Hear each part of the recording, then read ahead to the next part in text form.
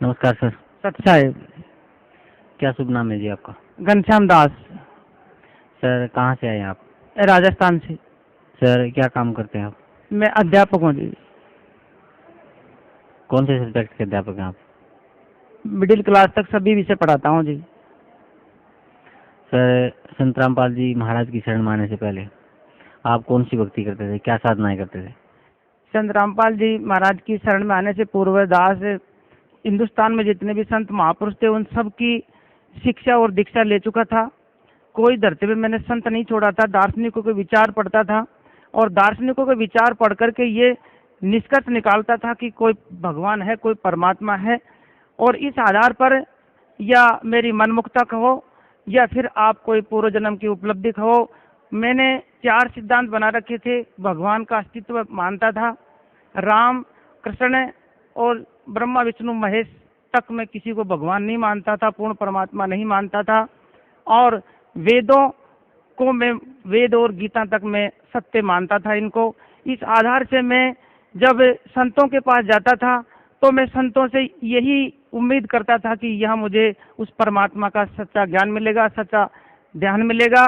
और इस वजह से मैं सबसे पहले मैंने जब इस आध्यात्मिक मार्ग में गया तो मैं संत श्री आसाराम बापू से बहुत प्रभावित था।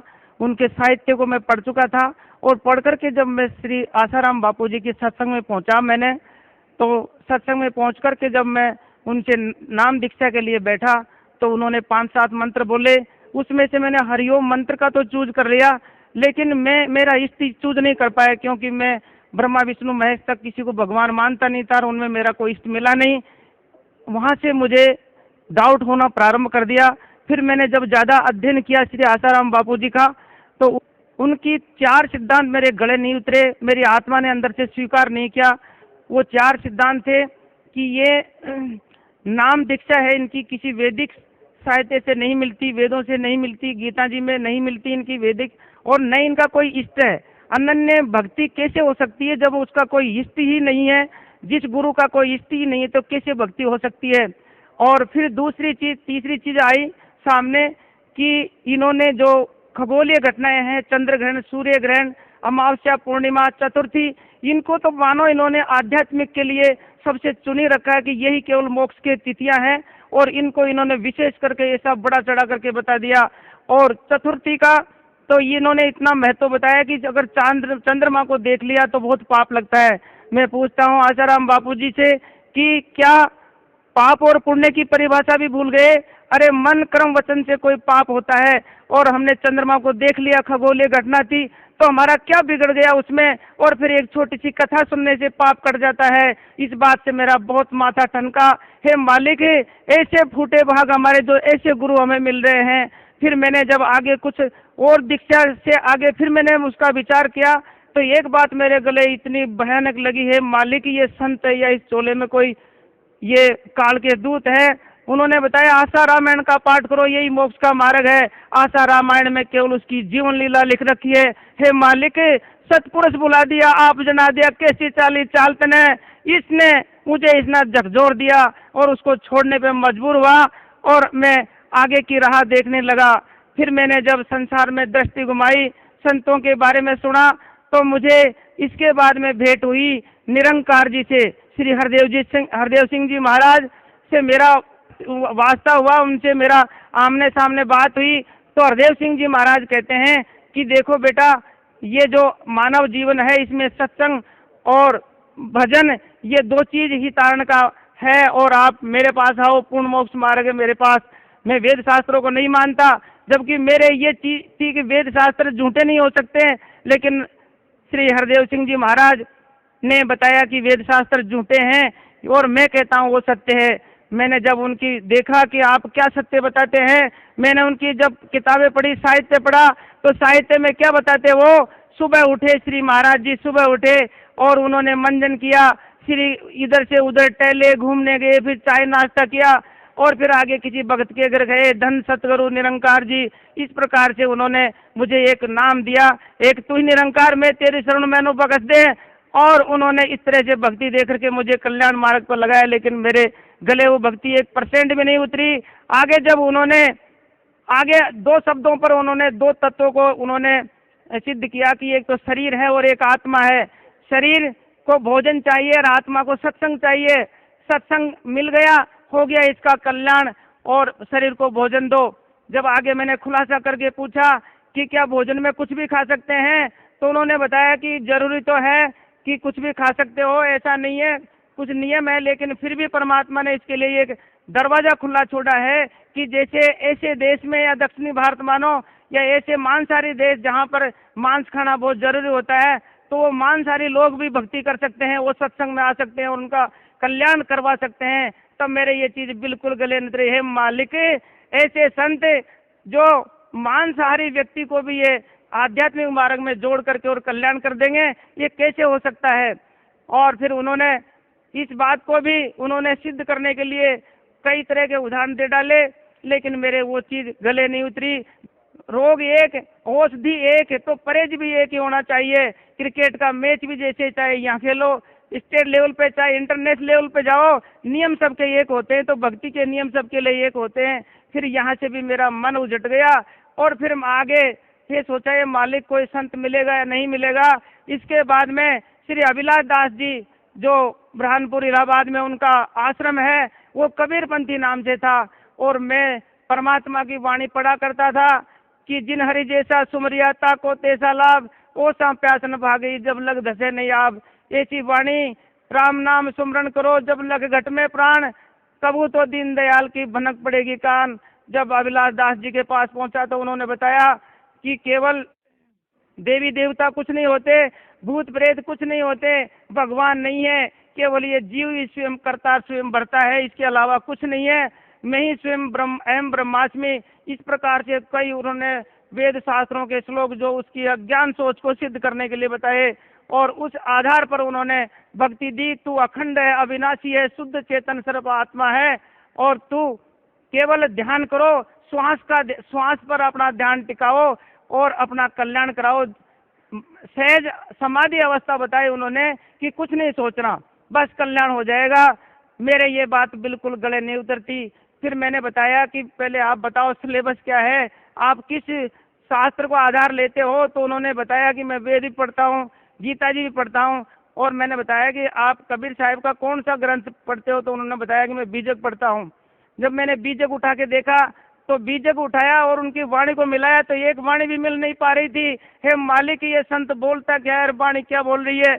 मैंने बीजक की पहली साखी पढ़ी तो उसमें बताया कि जीव शिव सब प्रगटे, वो ठाकुर सब दास। तब मेरा बिल्कुल ये हुआ है मालिक, ये संत क्या बोल रहा है, भगवान नहीं है, जीव शिव जो शब्द आ रहा है परमात्मा है, हम उनके दास हैं। उनमें जगह जगह बीजक में पढ़ा मैंने, सार शब्द का सुमरण करो, सतनाम का सुमरण करो, ये चीजें पढ़ता और उससे पूछता तो वो बताता ये जीव ही सार शब्द है, यही सतनाम है, इसके अलावा कुछ नहीं है, अहम ब्रह्म यानी मैं ही भगवान हूँ। इस प्रकार का ज्ञान देकर के उसने भी मुझे बहुत समझाने की कोशिश की, खूब ध्यान साधनाएं की मैंने, लेकिन मेरी आत्मा गवाह नहीं दे रही थी। वहाँ आत्मा बिल्कुल ही स्वीकार नहीं की उस बात को। और फिर मैं यहाँ से आगे बढ़ने के लिए घूमा। उस समय कृपालु जी महाराज नाम से संत थे, मनगढ़ में उनका आश्रम है। तो उन्होंने एक ढिंडोरा पीट रखा था कि मैं वर्ल्ड में तत्वदर्शी संत हूँ, मेरे अलावा इस धरती पे कोई तत्वदर्शी संत नहीं है, और मैं पूर्ण वेदों का ज्ञाता हूँ।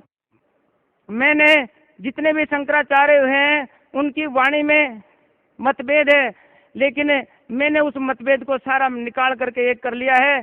उन्होंने उसकी सबसे पहले बताया कि हमारा हिंदू धर्म का गढ़ है काशी में, काशी विद्वत परिषद में 500 विद्वान डिलेट बैठते हैं, अलग अलग शास्त्र के, अलग अलग पुराण के, और मैंने सबको पढ़ा है, सबको जाना है, और मेरे अंदर वो परमात्मा स्वयं आकर के विराजमान है और मुझे वही मार्गदर्शन कर रहे हैं।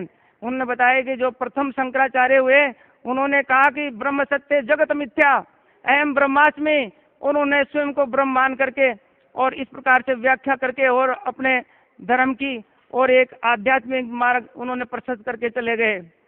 इसके बाद में 3 शंकराचार्य हुए, माधवाचार्य, निम्बारकाचार्य और श्री रामानुजाचार्य। उन्होंने इस बात को खंडित करके, यानी इन शंकराचार्यों में मतभेद था, और इनमें मतभेद क्या था कि उसने एक तत्व माना था, ब्रह्म सत्य जगत मिथ्या अहम ब्रह्मास्मि, और इन्होंने कहा कि ब्रह्म जीव प्रकृति 3 तत्व है।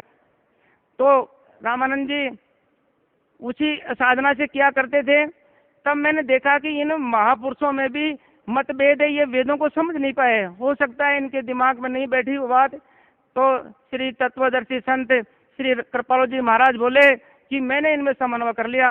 बोले जी आपने कैसे कर लिया? बोले 3 तत्व नित्य और अनादि सिद्ध है, इसमें ब्रह्म मुख्य है, जीव और प्रकृति इनमें एक दूसरे ने किसी को किसी से बढ़ाया नहीं, स्वयं सिद्ध है। ये अपने आप बने बनाए हैं, इनमें किसी ने किसी को बनाया नहीं है। इसलिए हमको माया को यानी प्रकृति को जान करके छोड़ देना है और ब्रह्म को पहचान लेना है। जान लेने से हमारा कल्याण हो जाएगा। तो मैंने जानने की कोशिश की। उन्होंने एक डोज 21 दिन में देता है, वो एक प्रवचन की श्रृंखला 21 दिन में सुनाता है। मैंने डबल डोज ली 42 दिन की और समझने की कोशिश की कि जानने से मुक्ति हो जाएगी परमात्मा को, यानी ब्रह्म को जान लिया तो मेरी मुक्ति हो जाएगी, क्योंकि ब्रह्मा विष्णु महेश से आगे का ज्ञान था वो। और वो मेरे कुछ हृदय में बैठना प्रारंभ किया। लेकिन आखिरकार उन्होंने जब ये सारी चीजें समझाई और फिर मैंने बताया कि नाम मंत्र क्या है, तो उन्होंने बताया राधे राधे बोला करो और रूप ध्यान करो। मैंने पूछा परमात्मा है कैसा? बोले निराकार है। अब रूप ध्यान 2.5 घंटे वो सुबह 2.5 घंटे शाम को बताया करते थे। और रूप ध्यान में क्या करते थे? मैंने कहा जी क्या करना है? बोले बेटा श्री कृष्ण का आप काल्पनिक चित्र बनाओ मन में और उसको आप जी मर्जी बनाओ, चाहे छोटा बनाओ बच्चा, चाहे जवान बनाओ, चाहे बूढ़ा बनाओ, लेकिन अगर छोटा बच्चा बनाओगे तो उसका आलिंगन भी कर लोगे। तो मैंने छोटा बच्चा बनाया, घंटों बैठ के रूप ध्यान किया। तब मैंने एक दिन विचार किया, है मालिक ये परमात्मा को निराकार बता रहा है और साधना साकार बता रहा है, यानी रूप ध्यान करवा रहा है। मेरा दिमाग यहाँ से उजट गया, मालिक तेरा सही पता आप भी नहीं मिल पाया। मैं यहाँ से जब विचलित था तो उस समय मुझे एक संत मिला पठानकोट पंजाब में, फकीरानंद नाम था उस संत का। उस संत के पास मैं पहुंचा। मैंने कहा जी मैं भ्रमित हूँ, मुझे परमात्मा चाहिए कि आप परमात्मा से मिले हुए हो। इसके पहले मैं एक छोटी सी बात भूल गया, कृपालु जी महाराज की। उन्होंने आखिरकार बताया था, मैंने पूछा था कि संत की पहचान क्या है, संत की पहचान मुझे बता दो, हो सकता है आपको पता नहीं हो, मैं आगे चला जाऊंगा। तो उन्होंने बताया कि श्रोत्रिय ब्रह्मनिष्ठ होना चाहिए। श्रोत्रिय ब्रह्मनिष्ठ को उन्होंने खोल करके बताया कि श्रोत्रिय प्लस ब्रह्मनिष्ठ। श्रोत्रिय का मतलब है जो वेद शास्त्र का पूर्ण ज्ञाता भी हो, और ब्रह्मनिष्ठ का मतलब जिसने ब्रह्म को आमने सामने बात की हो, देखा हो। ये 2 चीज होनी चाहिए उस संत के अंदर। फिर आगे उसने डिफाइन करके बताया कि श्रोत्रिय यानी वेद शास्त्र का ज्ञाता नहीं हो चलेगा, केवल जिसने भगवान को देखा हो, भगवान से बात की हो तो वो चलेगा। तो मैंने जब गया, मैं पठानकोट पंजाब, फकीरानंद जी महाराज नाम से एक संत थे, तो वो बाबा रामदेव नाम से आश्रम चलाते थे। तो मैंने पूछा जी आप भगवान को जानते हो क्या?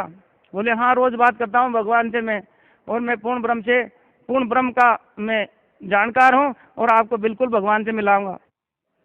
मैंने कहा आप बिल्कुल भगवान से मिलाओगे? बोले हाँ मैं मिलाऊंगा, भगवान से रोज बात करता हूँ। तो मैंने कहा जी नामदान दीजिए। उन्होंने 10-15 दिन मुझे आश्रम में रखा और सारे ज्ञान समझाया, ब्रह्म तक का ज्ञान था उनके पास में।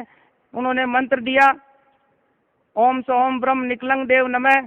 तब मैंने कहा कि हो सकता है यहाँ मेरा कल्याण हो जाए। मैंने मंत्र दीक्षा लेकर के साधना प्रारंभ कर दी और साधना करता रहा। कम से कम 5 साल मैंने साधना की, वहाँ टिका था मैं।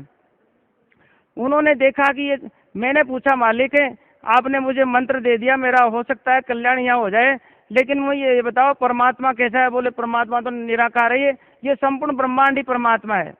बाकी के संतों ने बताया था कि जर्रे जर्रे में भगवान है, कण कण में भगवान है, लेकिन उन्होंने उसको थोड़ा सा डिफाइन करके बताया कि जो ये साकार रूप परमात्मा, ये संपूर्ण ब्रह्मांड है, यही परमात्मा है।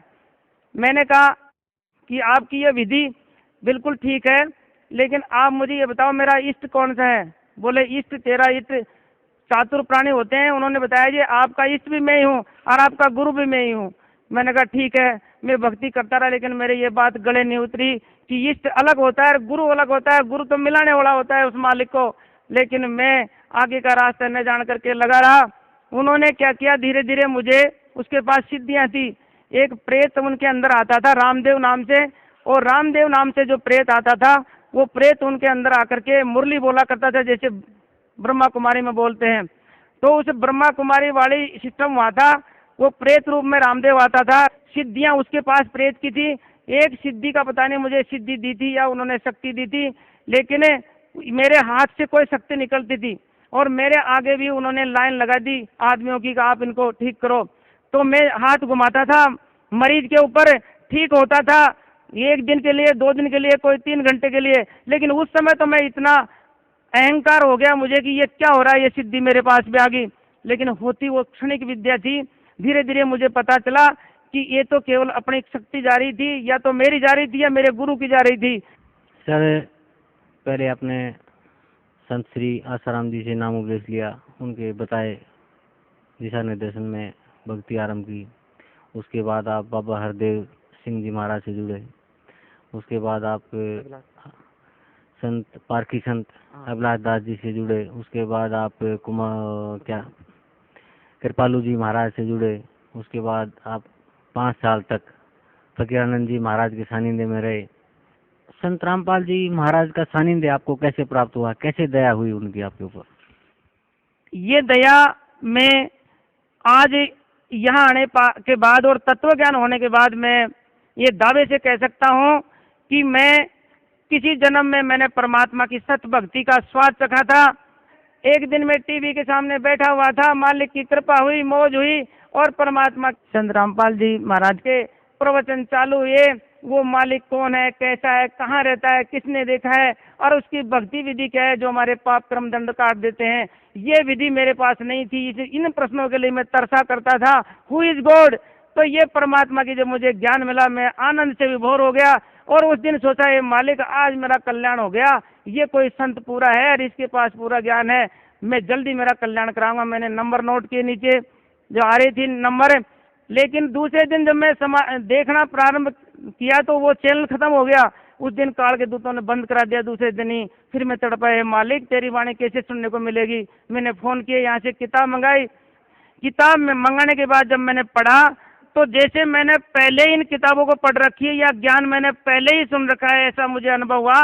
मैं एक अच्छे संत को, जिन संतों का मैंने नाम लिया उनको मैं ना उत्तर कर सकता हूँ। मैं इतना बता सकता हूँ परमात्मा की वाणी को ठोक ठोक करके। इसलिए मैं इनसे जुड़ने के तो एक ही था कि परमात्मा की वाणी सुनी। मेरे अंदर जो प्रश्न थे वो कहीं सोल्व ही नहीं हो पा रहे थे और यहाँ आते सारे स्वतः सिद्ध हो गए। और आज मैंने सारी किताबें भी नहीं पढ़ी, सारे आध्यात्मिक ज्ञान गंगा वगैरह या गहरी नजर गीता वगैरह भी नहीं पढ़ी। अब मैं सब कुछ बता सकता हूँ, एक संत को समझा सकता हूँ। और सबसे पहले मैंने परमात्मा से यह निवेदन किया था कि मुझे जो मैं लास्ट में जिस संत को छोड़ के आया हूँ उस संत को आपकी आज्ञा हो मालिक तो मैं उसको ये ज्ञान जाके समझाऊं और उसका कल्याण करवाऊं। क्योंकि उसके बाद में 5 साल रहा था और कुछ मुझे उसने मेरी विकार यानी अच्छी भक्ति मार्ग बताया था, ब्रह्मा विष्णु महेश से आगे का था, इसलिए मेरा उनका भी कल्याण करवाना चाहता हूं। तो परमात्मा ने आदेश दिया था, बेटा ले जाओ किताब और समझाओ उसको। लेकिन बेटा वो डांगर है, परमात्मा ने कहा था वो डांगर है, नहीं समझ बैठेगी उसके। लेकिन फिर भी मैंने आस नहीं छोड़ी थी, जाने की तैयारी में था। 6 महीने गुजरे थे।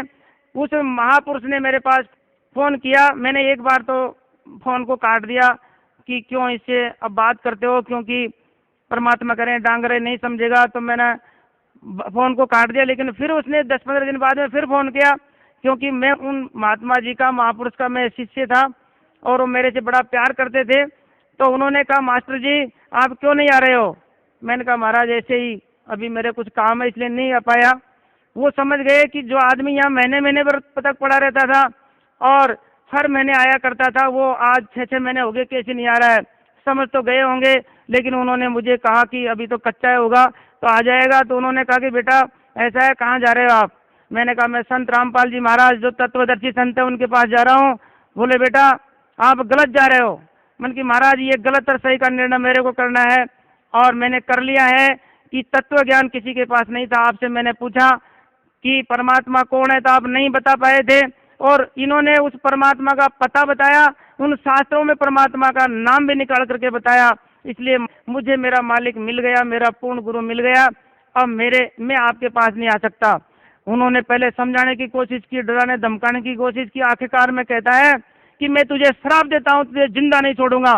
तो मैंने कहा, मालिक ऐसा मत कहो, आप मत कहो, अपने कर्म मत बिगाड़ो। लेकिन वो बाज नहीं आया और बराबर फोन करता रहा, आदमियों से कह के भेजता रहा कि मैं उसको जिंदा नहीं छोड़ूंगा। और एक दिन तो यहाँ तक बोल दिया कि मैं तेरे गुरु को भी देखता हूँ, सिद्धियों से आ रहा हूँ। मैंने थोड़ा डरा था, 6 महीने हुए थे, हो सकता है काल का दाव लग जाए। मैंने मालिक के चरणों में आके अरदास लगाई, मालिक ऐसे मेरे जो पूर्व संत है वो ऐसी वाणी बोल रहा है। परमात्मा कहते हैं बेटा तू जिसको गुरु मानता था वो तो कसाई है। मैंने कहा मालिक ठीक है आप कह रहे हैं तो। परमात्मा ने कहा बेटा चिंता ना करना, वो दिन है आज मैं आत्मा इतना तृप्त है, इतना दृढ़ विश्वास है कि मेरा कोई बाल बांका नहीं कर सकता। और वो कहता है कि मैं तुझे छोड़ूंगा नहीं, लेकिन मेरा बाल बांका नहीं कर सकता क्योंकि मेरा दृढ़ विश्वास है, मालिक के चरणों में हूँ, तो इसमें मुझे कोई डर नहीं है। अब मैं आगे जो मालिक की कृपा है, मैं हरदम सेवा में रहता हूँ मालिक के चरणों से, और हरदम मैं इनके गुणगान करता रहता हूँ। तो सर संत रामपाल जी महाराज के सानिध्य में आप आए, उनके दिशा निर्देशन में, परम संत सदगुरु रामपाल जी महाराज के दिशा निर्देशन में आपने भक्ति शुरू की, तो उस भक्ति का आपको क्या लाभ मिला? भक्ति से मुझे लाभ मिला, शारीरिक कष्ट मेरे को शरीर में मेरे कुछ नहीं था, और मेरी भक्तमती के बीमारियों की कमी नहीं थी। तो मैं तो मेरा कल्याण करवाने के लिए, लेकिन भक्तमती मेरे जितने भी संतों के मैं गया भक्तमती साथ में जाती थी, और जब मैं यहाँ आया था तब मेरे वो साथ में नहीं आई थी, और फिर जब मैं दूसरे महीने आया था तब वो मेरे साथ में आई थी। तो परमात्मा से नाम लिया, तब उसके शरीर में कोई ऐसी बीमारी नहीं थी जो नहीं हो, सारा शरीर रोगों का घर था। एक बीमारी तो ऐसी थी कि वो दम घुट के श्वास निकल जाता था और कई मिनट तक श्वास नहीं आता था अंदर। तो मैं सोचता था ये कभी भी मर सकती है, और उन महापुरुषों से उनका कुछ भी फायदा नहीं हो रहा था, वो तो उनकी बात थी। तब यहाँ आए परमात्मा के चरणों, परमात्मा से भक्तमती ने कहा परमात्मा मेरे शरीर में बहुत बीमारियां हैं मालिक, मैं दवाइयाँ बहुत खाती हूँ, तो मालिक दवाई छोड़ दूँ? परमात्मा ने कहा बेटा दवाई मत छोड़ना, मैं आपसे कहूँगा जब छोड़ना दवाई लेते रहना दवाई। दूसरे महीने जब आने को तैयार हुए तो भक्तमती ने सोच रही थी कि परमात्मा के यहाँ चलूँगी, खीर बनती है वहाँ, खीर भी नहीं खाऊंगी मैं, तो ऐसे सोच रही थी। उस दिन मालिक रात को गए, रात को पहुँचे भक्तमती के सामने, और भक्तमती से कहते हैं बेटा कुछ नहीं होगा, खीर खानी है तुझे। और मालिक ने वहीं अपने हाथ से चम्मच से खीर खिलाई। सुबह रोती हुई उठी और कह रही है कि रात परमात्मा आए, मुझे अपने हाथों से चम्मच से खीर खिलाया, और मेरे आज सारा शरीर ठीक है, जैसे मेरा कोई बीमारी नहीं थी, और जो वो दम घुटती थी वो सारी बंद हो गई, और शरीर में और जो दुख थे वो भी ठीक होते गए, और आज वो पूर्ण स्वस्थ है। इसलिए वो लाभ भी आपके सामने है। मैंने एक दृष्टांत यहाँ और बताना चाहता हूँ। मैं एक बूढ़ा भगत और लेकर आया था मेरे साथ यहाँ, तो हम लोग आश्रम में बैठे हुए थे यहाँ। दूसरे दिन जब घर से फोन आया कि आपकी जो गाय थी, ये गाय थी उनके भगत जी के, महीना भर से पहले ब्याही हुई थी, तो उन्होंने कहा जी बोले अपनी गाय उठती नहीं है, ये पता नहीं क्या हो गया। हमने कहा भाई उठवाओ, किसी आदमी को लगा करके खड़े कर लो, हो सकता है बैठ गई हो। तो उन्होंने कोशिश की, नहीं उठी। हम यहाँ से गए, गाय को देखा, डॉक्टर को बुलाया, तो कहा भाई इसकी रीढ़ की हड्डी फ्रैक्चर होगी, इसलिए नहीं उठ सकती है। उस गाय को हमने चारा पानी देते रहे। फिर किसी ने कहा इसको ऐसा करो, 4 लकड़ियाँ खड़ी करके और उसके सहारे से इसको स्टेज पे खड़ी कर दो, तो ये खड़ी रहेगी तो ये रीढ़ की हड्डी धीरे धीरे ठीक हो जाएगी। हमने उसको ऐसे ही 4 लकड़ गाड़ करके और उसको खड़ी की लकड़ों के सहारे, लेकिन वो पता नहीं किस प्रकार से उसने कुछ उछाला मारा या क्या हुआ, तो लकड़ियां टूट के गिर गई और उसके आगे का पैर फ्रैक्चर हो गया। 2 बीमारी हो गई। अब रीढ़ की हड्डी अलग टूटी हुई थी, अगला पैर टूट गया।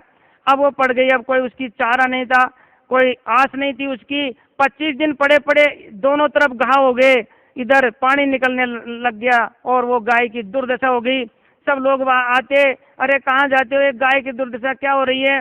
हम मालिक से कहते परमात्मा इस गाय को अब तो प्राणदान छुड़वाओ मालिक, और इसकी गति करो मालिक, ये जीव हमारे सामने तड़पता है, देखा नहीं जाता मालिक। कोई उसकी बचने की तो आस ही नहीं थी दूर दूर तक, कोसों तक, कि ये गाय खड़ी हो सकती है। लेकिन परमात्मा उसी दिन रात को गए और गाय के ऊपर हाथ फेरा। भगत जी को दिखाई दिए थे बस, मात्र एक परमात्मा आए, गाय के ऊपर हाथ फेरा है। सुबह जब भक्तमती उठी और अपने बाथरूम करने उठी थी, खेत में गाय चरती हुई खड़ी मिली, बंदी छोड़ कि दया से गाय की रीढ़ की हड्डी और टूटा हुआ पैर और चारों तरफ से गला हुआ मांस रात रात को ठीक हो गया, सुबह 1.5 किलो दूध दिया उस गाय ने, जहो बंदी छोड़ की। इन प्रमाणों से हमारी आत्मा इतनी गदगद है, इतना मालिक का कृपा है, जिनको आप सुनाते सुनाते हम ये कहते हैं कि देखो चलो पूर्ण परमात्मा है, एक काम वही कर सकता है। छोटे मोटे काम तो अपने प्रारब्ध से भी हो जाते हैं और संतों की कृपा से भी हो जाते हैं, लेकिन ये काम नहीं हो सकते। यहाँ मैंने इन परमात्मा की बहुत से फायदे हुए, छोटे मोटे तो मैं क्या गिनाऊं, लेकिन ये बड़े जो चीजें हैं वो परमात्मा के इन प्रमाणों को परमात्मा में दृढ़ विश्वास करने के लिए बहुत कुछ काफी है। सर, परम संत सतगुरु रामपाल जी महाराज का आपको सानिध्य कैसे प्राप्त हुआ? संत रामपाल जी महाराज के सानिध्य के लिए मैंने टीवी देखी, पुस्तक पढ़ी थी, फिर मैं यहाँ जब आया था तो मुझे थोड़ा थोड़ा भ्रम था, हो सकता है अब भी कहीं मैं गलत जगह नहीं फंस जाऊं। हालांकि अंदर आत्मा तो मेरी मान चुकी थी, लेकिन ये मन जो काल का दूत है ये भ्रमित करने के लिए थोड़ा थोड़ा लालायित था। तो मैं रास्ते में जब वहां से बैठा था, रास्ते में अलवर पड़ता, अलवर से कुछ भगत लोग चढ़े थे गाड़ी में, तो मेरा उनसे वार्ता हुई तो वो कहते थे जी इस तरह से मालिक है। मैंने कहा कि मैं भी, मेरे पास भी वो सिद्धि थी, पता नहीं मेरी थी या उनकी थी, लेकिन उस सिद्धि के बल पर मैं भी ये कहता था कि ये छोटे मोटे रोग तो आज मैं भी ठीक कर देता हूँ, ये कोई बड़ी भारी बात नहीं है। बोले जी मालिक है, स्वयं आए हुए हैं। तो मैं उन भक्तों की वाणी सुन करके, और यहाँ जब मैं गेट में आया तो मुझे एक अजब नज़ारा मिला, मेरी आंखों से आंसुओं की धार बह निकली, और ये आत्मा ने स्वीकार कर चुकी थी कि 1 मिनट भी अगर तूने जाया किया तो यहाँ तेरा भला नहीं हो सकता। तो मैं जब यहाँ आया, अंदर प्रवेश किया, तो मैं न बाथरूम गया, मैंने कुछ नहीं किया, यहाँ पे बैग रखा, मालिक की पर्ची भरवाई, नाम लिया और मालिक का आशीर्वाद लेकर के मैं और आश्रम में फिर बैठा था। तो ये मेरा एक प्रमाण है कि मेरी आत्मा उसी दिन मान चुकी थी, उसी दिन मेरा कल्याण मान चुकी थी, और आज मुझे पूर्ण विश्वास है कि मेरा कल्याण निश्चित है। सर, जैसे अभी आप बता रहे थे कि आप जब फकीरानंद जी महाराज से आपने नाम उपदेश लिया था और उनके बताए दिशानुसार आप भक्ति करते थे, आप में कुछ सिद्धियाँ आ गई थी, आप लोगों के कष्टों को दूर करते थे, उनको आशीर्वाद देते थे, लेकिन फिर आपने अपनी पत्नी का कष्ट दूर नहीं किया। आपने अपनी पत्नी का कष्ट क्यों नहीं दूर किया?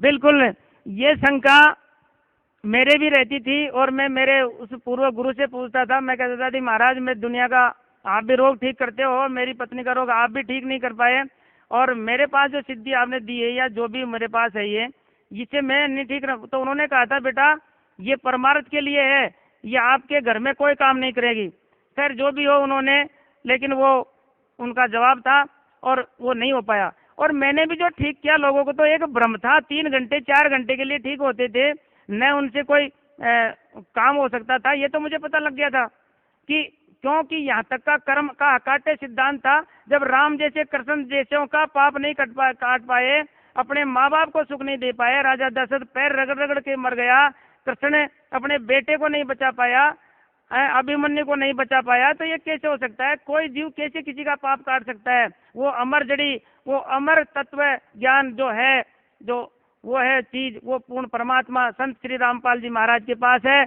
और यहाँ से बिना हमारा मोक्ष और हमारे पाप कर्म नहीं कर सकते, वो अमर जड़ी और कहीं नहीं है। सर, पहले आपने संत आसाराम जी महाराज से नाम उपदेश लिया, उनके बताई भक्ति की, फिर आपने बाबा हरदेव सिंह जी से नाम उपदेश लिया, उनके द्वारा बताई भक्ति की, फिर आपने कृपालू जी महाराज से नाम उपदेश लिया, उनके द्वारा बताई भक्ति की, फिर आपने पारकी संत अभिलाष दास जी से नाम उपदेश लिया, उनके द्वारा बताई ध्यान लगाया, फिर आपने फकीरानंद जी महाराज से नाम लिया, भक्ति की, लेकिन आपको अभी आप बता रहे थे कि कोई लाभ नहीं मिला, न कोई आध्यात्मिक लाभ मिला, न कोई शारीरिक सुख मिला, न कोई भौतिक लाभ मिला आपको। तो जो भक्त आज इन संतों के साथ जुड़े हुए हैं, उन भक्तों को आप क्या संदेश देना चाहते हैं? क्या प्रार्थना है उन भक्तों से आपकी? इस प्रश्न का जवाब देने से पहले एक छोटा सा मेरी आत्मा में एक घटना है, उसको मैं पहले बता के फिर भक्त समाज को एक पॉइंटों में गिनाऊंगा कि किस तरह से आप स्वयं परमात्मा को पहचान सकते हैं। आज से ठीक 11 मार्च को जब समागम खत्म हुआ था उस दिन यहाँ से राजस्थान के क्रम से कम 5,000 या 6,000 भक्त लोग थे। हम भक्त लोग सभी यहाँ से बरवाला स्टेशन से हिसार तक जाते हैं एक ही गाड़ी में, और वहाँ से भी हिसार जयपुर एक गाड़ी चलती है, तो सारे राजस्थान के भक्त उसी गाड़ी से निकलते हैं। ये गाड़ी हमें हिसार स्टेशन पे 8:30 के लगभग पहुंचा देती है, और वहाँ प्लेटफार्म पे गाड़ी 9:15 के लगभग लग जाती है, 11:30 चलती है। भक्त लोग जब यहाँ से जाते हैं, भक्तों का एक अलग ही नज़ारा होता है, अलग ही उनका एक एम होता है। सब अपने अपने काम में मस्त होते हैं, या तो मालिक की चर्चा करते हैं या संध्या आरती या कुछ इसके अलावा कोई काम है ही नहीं। आपसी कोई लड़ाई झगड़ा ऐसी कोई बात ही नहीं होती है। तो स्टेशन पे हम जल्दी गाड़ी में बैठ जाते हैं और राम चर्चा चालू कर देते हैं। जब तक उस गाड़ी में और सवारी नहीं आती तब तक चर्चाएं चलती रहती हैं, और आनंद से हर आदमी हर भगत अपने आप को धन्य समझता है। मालिक तेरे चरणों में आया, ज्ञान प्राप्त किया, सुख दुख हमारे दूर हो रहे हैं और सुख बढ़ रहा है। मालिक ऐसे ही बुलाते रहना। ऐसी मौज होती है उस गाड़ी में, देखते ही बनती है कि ये कोई किसी गुरु के शिष्य हैं, गुरु के भक्त हैं, जिनका ऐसा आनंद है। एक काल प्रेरित आत्मा चढ़ी उस गाड़ी में, जिस डिब्बे में मैं भी था। मैं उस डिब्बे में 3 तरह के काम हो रहे थे। कोई संध्या आरती कर रहा था, कोई भोजन खा रहा था, कोई राम चर्चा कर रहा था, और मैं भी उस एक ऊपर वाली सीट पे लेटा लेटा राम का नाम ले रहा था। काल प्रेरित आत्मा आई, उसको सहन नहीं हो पाई वो चीज, और उसने कुछ बोलना प्रारंभ किया। बोलते ही उसने अटपट ऐसी वाणियां बोली जिससे सारे भक्त लोग चुप हो गए। मैं सुन रहा था। तब एक भगतमती कहती है, बोले बाबूजी हमने आपसे कोई बात नहीं की, और आप क्यों खामखा हमसे आप माथा मार रहे हो बाबूजी। हम ये लो, हमने हमारा काम बंद कर दिया, कोई बात नहीं, हम चर्चा भी नहीं करेंगे। बोले नहीं, नाम नहीं लेना। तो वो बड़ा अकड़ करके बोल रहा था। धीरे धीरे उसने कई वाणियां बोलना प्रारंभ किया, कई शब्द निकाले, लेकिन एक शब्द मालिक ने उसके मुंह से निकलवा दिया कि आप संत रामपाल जी महाराज को परमात्मा मानते हैं, तो फिर वो बॉडीगार्ड क्यों रखते हैं। मैंने कहा परमात्मा ने कुछ वाणी और सुनाने के लिए तो इसको मौका दिया। तो मैंने कहा जी बाबूजी आप को मैं इसका उत्तर दूं, आप सुनो। तो सुनने को तैयार नहीं था, लेकिन मैं वाणी बोलने को भी तैयार था, क्योंकि परमात्मा की वाणी बोलना ही था मुझे। तो कहते हैं गुरु की निंदा सुनी जो काना, ताको निश्चय नरक निदाना। इस वाणी को मैं हृदय में धारण करके मैंने बोला इसको थोड़ा जवाब तो दूं, ये तो पॉइंट बोलने लायक है। तो मैंने कहा जी आप बालाजी जा रहे हैं। बोले हाँ। तो मैंने कहा बालाजी के जो हाथ में गदा है तो वो क्या क्यों रखते हैं, इतने बलशाली हैं जिनको आप भगवान मान रहे हैं, और वो गदा रखते थे, क्या हवा करते थे उससे। मैंने कहा ये चिढ़ जाएगा, थोड़ा धीरे बोला मैंने। फिर मैंने कहा जी ठीक है, आप हनुमान जी के हाथ में गदा को नहीं मानते हो, तो हनुमान जी भगवान राम के पायक थे, उनकी भक्ति करते थे, उनके सेवक थे। भगवान राम स्वयं भी धनुष्बाण रखते थे, लक्ष्मण के हाथ में भी होता था। और आगे चलिए, भगवान कृष्ण के हाथ में भी कोई अस्त्र शस्त्र होता ही था, और नहीं भी होता था तो अक्षुणी सेना थी, उसके पास भी कई सेना रखता था कई, तो उनके पास भी सेनाएं हुआ करती थी। भगवान राम के पास भी सेना थी। और यहाँ तक कि ऋषि मुनि संत हुए, उनको उस समय भी दुष्ट लोग परेशान किया करते थे, तो दुष्टों की रक्षा के लिए स्वयं राम और लक्ष्मण को भेजा गया था। तो मैंने कई प्रमाण देकर के बताया, लेकिन वो सुनने को तैयार नहीं। इससे भी ज्यादा बात बढ़ा दी उसने, और उसने कुछ बोलना प्रारंभ किया जो हम सुन भी नहीं सकते परमात्मा के बारे में। तब मेरे को बड़ा जोर आया, जल्ला के मैंने थोड़ा सा तेज आवाज में बोला था कि जो भक्त मती के पास छोटा है भगत था 10-12 साल का, तो वो चल करके मेरे पास डिब्बे में आया और मेरे से कहा सच साहेब भगत जी ना बोलो। मेरी आंखों में आंसू आ गए। हे मालिक तेरे ये छोटे बंदे भी अच्छे, इन अनाड़ियों से तो जिनको बोलने की तमीज नहीं, और हे मालिक कैसी भक्ति दे दी कि ये कह रहा है कि भगत जी ना बोलो, ना सिर मारो इससे। मैं चुप हो गया। उस दिन मुझे बड़ा दुख हुआ। तो मैं हरियाणा प्रांत जो हरि आए हरियाणा नो, या परमात्मा स्वयं आए हैं और आने का पहले प्रमाण भी दे चुके हैं। नकली संत भी यही हैं, असली संत भी उन्हीं में हैं। तो मैं भक्त समाज के साथ साथ हरियाणा की जनता से एक आग्रह करता हूँ, गुरु चरणों से एक निवेदन करता हूँ कि दोबारा सोचने के लिए आप मजबूर हो। जरा हमारा निवेदन स्वीकार करके आप विचार करिए। 4 बिंदु है सोचने लायक जो हमारी बुद्धि को बदल सकते हैं। पहला बिंदु है कि आज तक जितने भी धरती पे संत अवतार हुए हैं, संत महापुरुष आए हैं, उन्होंने सबने अपनी अपनी ढपली अपनी अपनी राग बताई है। एक भी संत ने दूसरे संत के बारे में एक शब्द भी नहीं बोला। ये आपके सामने है, किसी ने बोला हो तो। न किसी ने अपनी भक्ति को ही श्रेष्ठ बताया। वो कहते हैं जी कहाँ जा रहे हो? बोले आसाराम जी। बोले वो भी ठीक है। बोले तुम कहाँ जा रहे हो? बोले धन सदगुरु, वो भी ठीक है। किसी भी संत ने एक संत के बारे में एक शब्द भी नहीं बोला। तो ये प्रमाण है कि परमात्मा ने यहाँ हर संत को बेनकाब किया, हर संत का पर्दाफाश किया, उसकी किताब से, उसकी थ्योरी, उसी के प्रैक्टिकल से। ये कम सबूत नहीं है। और परमात्मा ने दूध का दूध और पानी का पानी करके बता दिया, नंबर 1।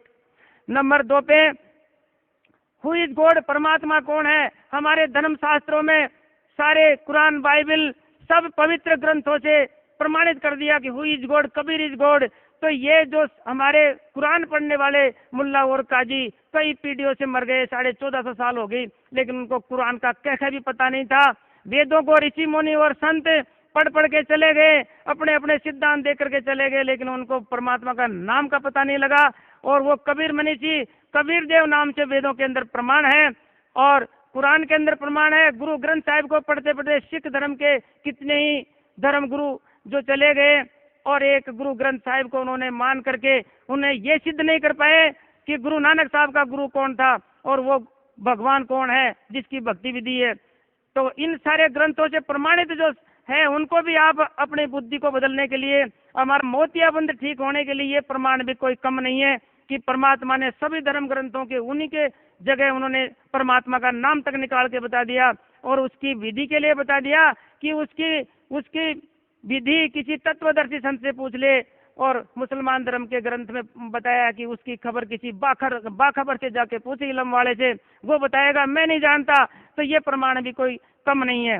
तीसरा प्रमाण है कि परमात्मा जो हमारे जिन संतों से परमात्मा मिला है उन संतों की वाणी पढ़ करके भी हम हमारा अंदाज लगा सकते हैं कि जिनको परमात्मा मिला है उन्होंने कौन सा नाम भजन किया है और उनका गुरु कौन सा था, इससे भी हम प्रमाणित कर सकते हैं। चौथा है नेस्ट्राडेमस नाम से, जो फ्रांस का जो दार्शनिक है, ठीक 450 साल पहले दहाड़ करके कह रहा है, उस समय तो हरियाणा का कहीं नामो निशान में नहीं था और परमात्मा संत रामपाल जी महाराज का भी कहीं जन्म नहीं था। 450 साल बहुत पुरानी बात होती है। उस समय वो दिल ठोक करके कह रहा है कि एक हरियाणा प्रांत है और उसमें एक किसान घर में एक संत का जन्म होगा और वो सायरन नाम होगा और वो दहाड़ करके बोलेगा, सब संत महापुरुष उसके आगे पूंछ दुबाते फिरेंगे, नहीं छुपते फिरेंगे। वो संत तारणहार होगा, उसका एक झंडा होगा, एक भक्ति विधि होगी। उस संत को मैं 450 साल पहले लेट करके प्रणाम करता हूँ और आगाह करता हूँ कि कोई उस संत की निंदा मत करना, पाप का भागी मत बन जाना। वो तारणहार संत है, उसके चरणों में जा करके और भक्ति विधि ग्रहण करके और अपना कल्याण करवाना। तो ये प्रमाण भी कोई कम नहीं है, क्योंकि वो दार्शनिक था, वो किसी धर्म का नहीं था, न वो हिंदू धर्म को मानता था। ये प्रमाण भी काफी है। इस प्रकार से इन प्रमाणों को देखते हुए मैं सभी भक्त समाज से निवेदन करता हूँ कि सभी इन प्रमाणों को देख करके नया प्रमाण और देखिए। डॉक्टर जाकिर नाइक जो एक धर्म प्रवक्ता है, मुसलमान धर्म का प्रवक्ता माना जाता है और दहाड़ दहाड़ करके बोल रहा है कि मेरी चुनौती है, अगर कोई मुझे हरा दे।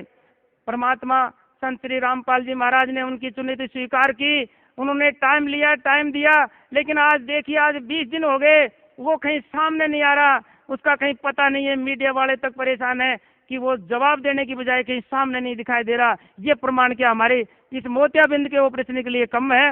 इसलिए मैं भक्त समाज से पुनः निवेदन करता हूँ कि अपने मोतियाबिंद का ऑपरेशन करवाने के लिए इन बिंदुओं पर विचार करो और विचार करके और परमात्मा के शरण में आओ।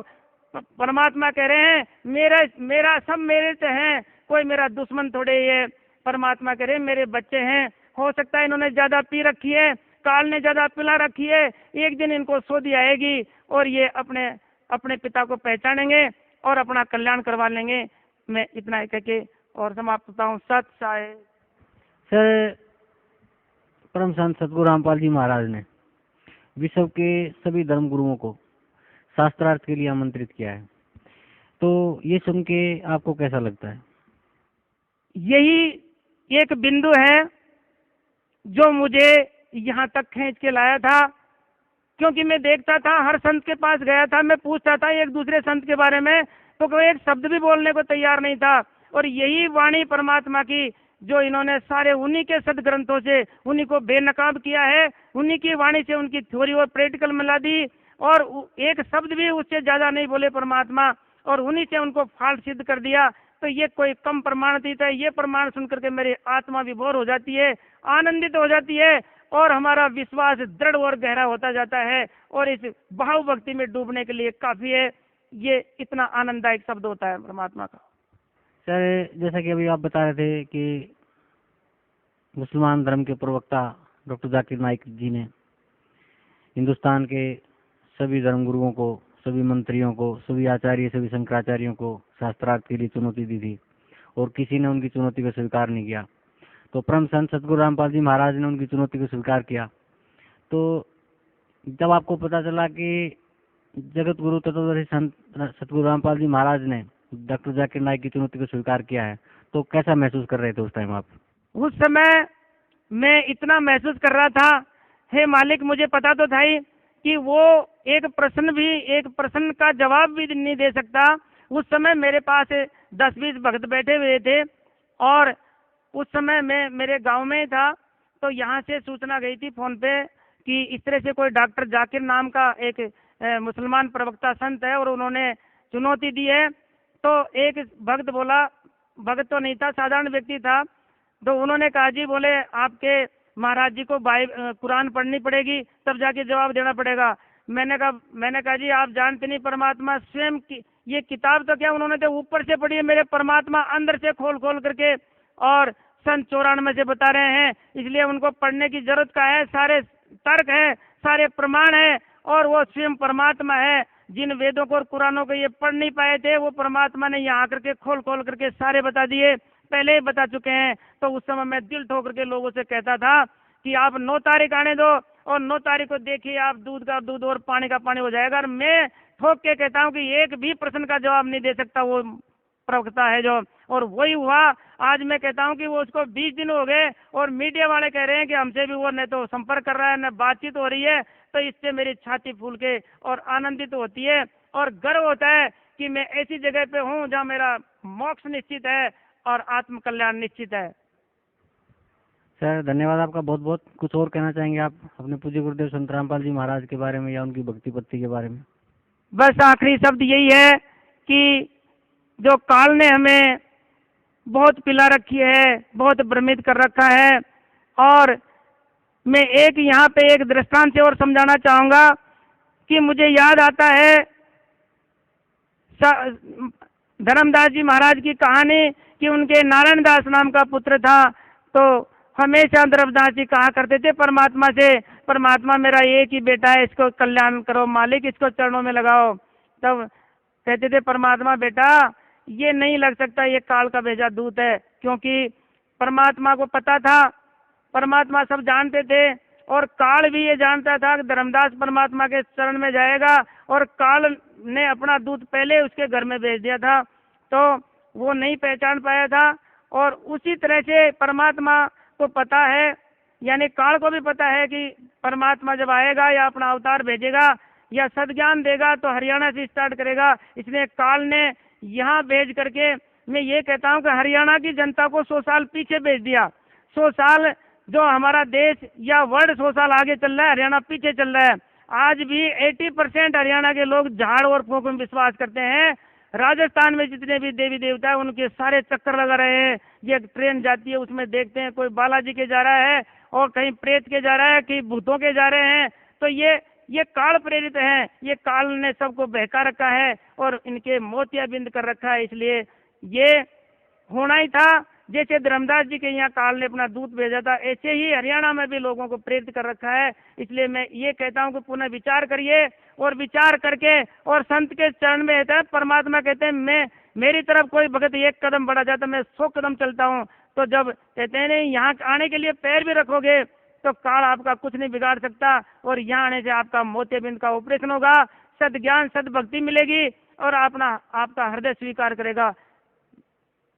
कैसा कल्याण करवाओ आकर के परमात्मा के चरणों में। स्वयं परमात्मा आए हुए हैं, इसमें कोई संशय नहीं है, कोई डाउट नहीं है, और अपना कल्याण करवाना ही हितकर है। जी, धन्यवाद आपका बहुत बहुत।